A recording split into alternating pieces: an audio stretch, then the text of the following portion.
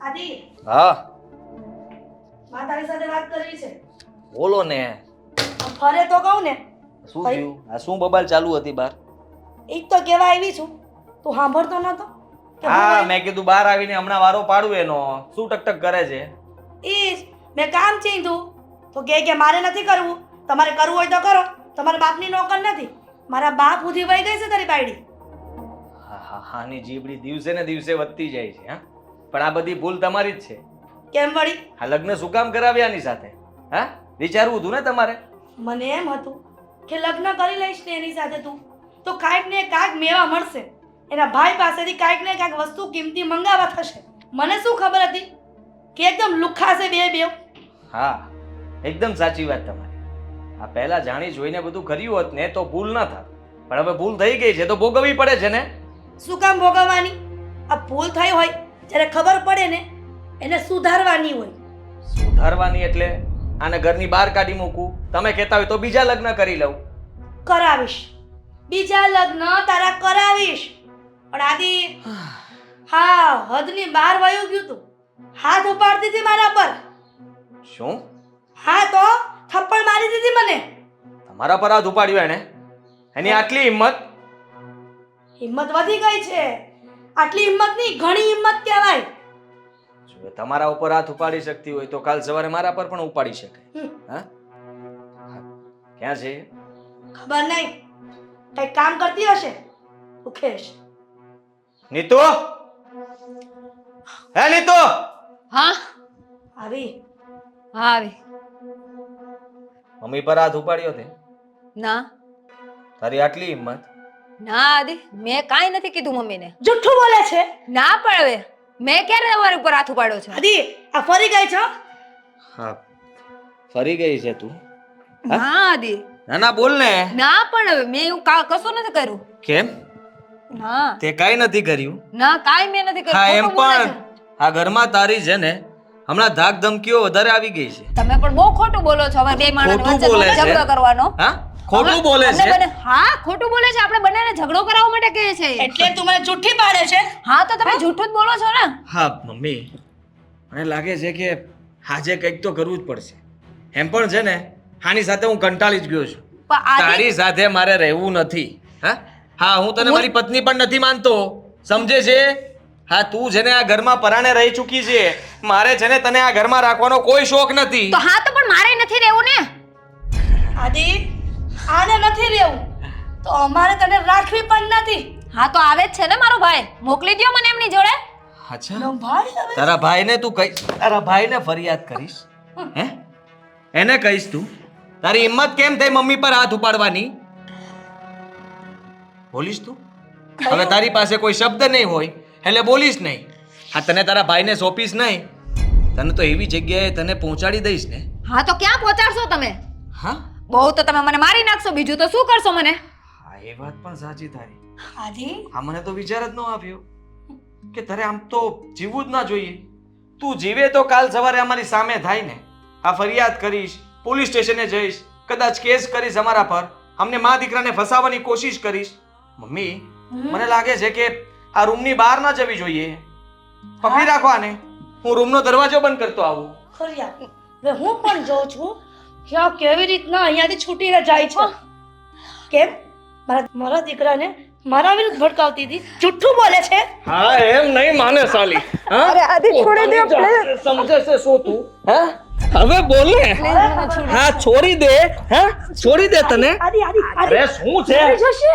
અરે મરી જાય તો ભાડમાં જાય. તમારે શું કામ છે? છોડ તમે પણ. છોડ ને આદિ. છોડો યાર. મરી જશે ડોહી. અરે મરી જાય તો ભાડમાં ગઈ. એમ પણ તમારી ઉપર હાથ ઉપાડે છે. હા?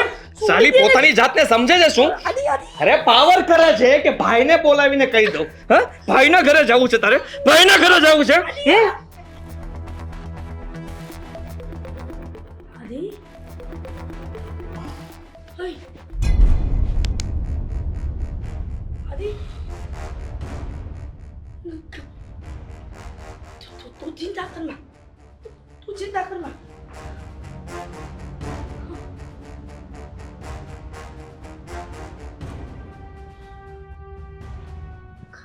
ખતમ.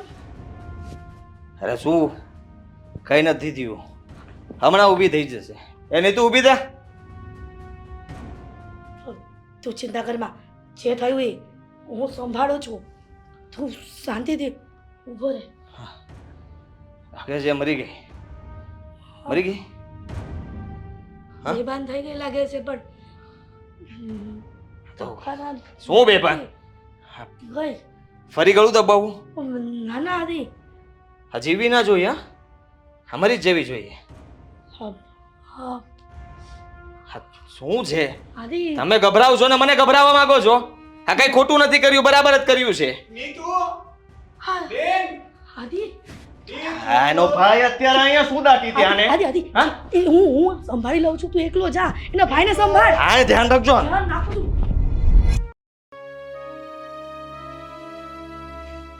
નીતુ, નીતુ, બેન, ની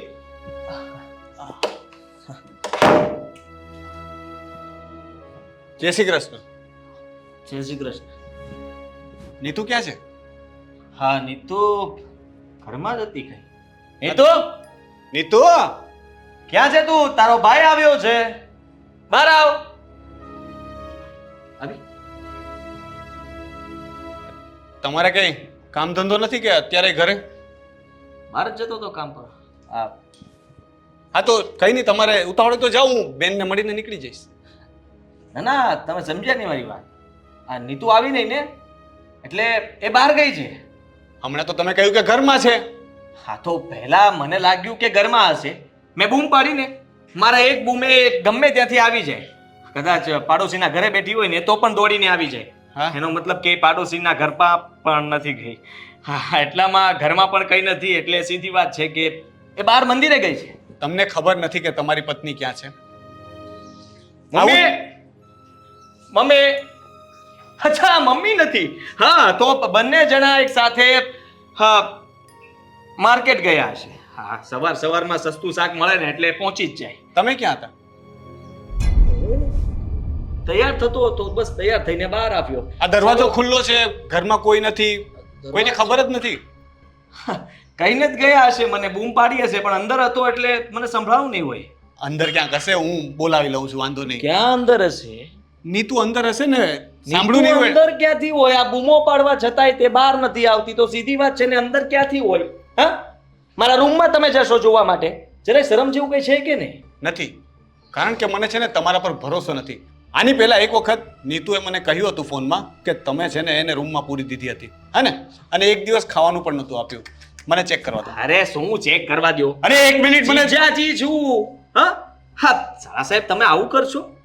પ્રેમથી કહું જીજા છું ઉપર શંકા કરશો? ને, શંકા નહીં, પ્રેમથી કહું છું ને, મને એક વખત જોઈ લેવા દો ને, પછી હું ચાલ્યો જઈશ. મને તો જોઈ લો ને, કોણ ના પાડે છે? જોઈ લ્યો. આ સ્ટોર રૂમ છે. લે, સ્ટોરૂમ હતો? મને ખબર જ નહોતી. હા હા, તો હા મેં મૂક્યું છે. ચલો આપણે બંને સાથે જઈએ છીએ. સંતાડે તો મને સ્ટોરૂમમાં તમારી બેનને સંતાડે ને. હા, આવા સારા રૂમમાં કોણ સંતાડે? જે પંખો ચાલુ હોય, હા, બધી સુવિધાઓ હોય. આવા સ્ટોરૂમમાં સંતાડી હોય તો અહીંયા મળે, અહીંયા તો છે નહીં, તો વિચાર કરો ક્યાં હોય. અરે ભાઈ, કે સાચું કહું છું, ફોન કોને કરો છો? નીતુને. એ ફોન લઈને નથી જતી. હા, ત્યાં ચોરીના કિસ્સા એટલા બધા બને છે ને. એ પહેલા પણ એ પર્સમાં ઘણા બધા રૂપિયા લઈને ગઈ હતી, અચાનક માર્કેટથી નીકળ્યા તો પર્સ કપાઈ ગયું. વિચાર કરો, હા, માણસ ફોન લઈને જાય તો ફોન ચોરી થઈ જાય. એટલા માટે નીતુ પૈસા લઈને ગઈ હતી ને પર્સ કપાઈ ગયું. તમે સમજ તમે એને પૈસા આપો છો ખરા? આપું છું ને. દરેક વખતે તો બિચારી મારી પાસે માંગવા આવે છે, વારે તહેવારે પૈસા આપું છું, એનાથી તો એ ખરીદી કરે છે ને તમે કહો છો કે પૈસા આપ્યા હતા. તમે સમજતા નથી સાળા સાહેબ. હવે એ બધી પહેલાની વાત છોડી દો. એ બધી જૂની વાતો હતી, જ્યારે એ ઝઘડાઓ થતા હતા, અમારા બંને વચ્ચે અનબન હતો. હવે અમારા વચ્ચે એવું કંઈ નથી, એકદમ સમાધાન થઈ ગયું છે. કોઈ ફરિયાદ નહીં, મને એનાથી કઈ વાંધો નથી, એને મારાથી કઈ વાંધો નથી. બંને પ્રેમથી રહીએ છીએ. અને જો તમે અમારી ખુશી જોઈ ન શકતા હોય તો કઈ વાંધો નહીં. તમે તલાશી લઈ શકો છો, અને પછી નીતુ આવશે તો મારાથી ગુસ્સામાં બોલાઈ જશે કઈ, તો પછી કહેતા નહીં કે તારા ભાઈ આખા ઘરની તપાસ કરી અને તું ન મળી. સાચું બોલો છો? ખોટું હું શું કામ બોલું? તો પછી આટલો બધો પરસેવો કેમ થાય છે? એસીમાં રહી રહીને છે ને સાલું તકલીફ પડે શરીરમાં, પરસેવો જ વળ્યા કરે છે. હા તો મજા જ આવે ને, શાળા એસી લઈ આપી હોય તો વાપરવાની મજા જ આવે ને. ખરેખર બહુ સારું હતું. સેજ આ કંપની ઊંચી લીધી હોત તો સારું હતું. એમાં શું કે એમાં શટર છે ને બહુ ડાઉન નથી થતું. મારે તો આનાથી પણ મોટું અને સારું લઈ આપવું હતું, પણ તમારા લક્ષણો નથી સારું એસી વાપરવાના. તમે સારા થઈ જાવ તો હું આના કરતાં પણ સારું મોકલી આપીશ આવતી દિવાળીએ. નીતુને હું કહી દઈશ. હા, ઘરે આવે ને એટલે તરત જ કહી દઈશ. આમ જો કે મતલબમાં હું કહીશ કે તમે આવ્યા હતા, અને એમ પણ એ તમને મળવા માટે આવવાની જ હતી. 2 દિવસથી મને કહે છે કે મારે ભાઈના ઘરે જવું છે, ભાઈના ઘરે જવું છે. આજે મોકલી દઈશ. પાણી મળશે? થોડું પાણી. પાણી અત્યારમાં ના ભરે. એ બહારથી બધું લઈને આવે ને, શાકભાજી ધોઈને પછી ગોળો ભરવાનું અમારામાં ત્યાં બધું એવી રીતના. ફિલ્ટર બગડી ગયું છે. સમજી ગયો, સમજી ગયો. નળનું પાણી ચાલશે. જય શ્રી કૃષ્ણ. જય શ્રી કૃષ્ણ.